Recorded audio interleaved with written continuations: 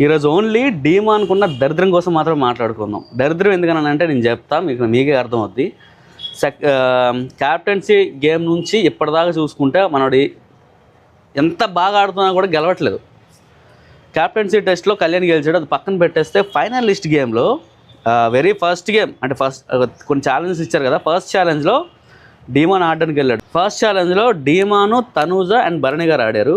దాంట్లో డీమాన్ ఎక్కువ body use చేశాడు, బ్రెయిన్ యూజ్ చేయలేదు. సో దట్ దాంట్లో ఓడిపోయాడు. అండ్ థర్డ్ ఛాలెంజ్లో మళ్ళీ ఆడాడు. ఈసారి కళ్యాణ్ అండ్ సుమన్ శెట్టి గారితో ఆడాడు. ఈసారి ఫిజికల్గా కంటే మెంటల్గా ఆలోచించాడు, అంటే బ్రెయిన్ యూజ్ చేశాడు, ఈజీగా గెలిచాడు. అండ్ థర్డ్ ఛాలెంజ్లో సెకండ్ గేమ్ మళ్ళీ భరణి గారితో పడింది. ఈసారి మనడు మెంటల్గా ఫిక్స్ అయ్యాడు, అంటే బ్రెయిన్ బాడీ రెండు సింక్ అయ్యాయి. సర్లే సింక్ అయ్యాయి కదా, ఈసారి ఇచ్చి పడేస్తాడన్న టైంలో అంటే ఏదైతే గేమ్ ఇచ్చారో బ్రిడ్జ్ బిల్డ్ చేసి బ్యాగ్స్ వేసి టాస్క్ గెలవాలో దాంట్లో భరణి గారు రెడ్ కలర్ చూస్ చేసుకుంటే డీమాన్ బ్లూ కలర్ చూస్ చేసుకున్నాడు.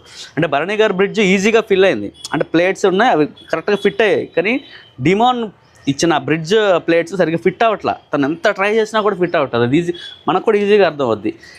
అంత ఈజీ గేమ్ కూడా తను ఆడలేకపోవడం, దానికి కేవలం తనకు లక్ ఫ్యాక్టర్ లేదు అసలు, అంతే. అదొక్కటి రీజన్ వల్ల ఏకంగా ఫైనల్ లిస్ట్లోంచి కూడా, అంటే ఫైనల్ లిస్ట్ గేమ్ నుంచి కూడా తను డ్రాప్ అయిపోవాల్సి వచ్చింది.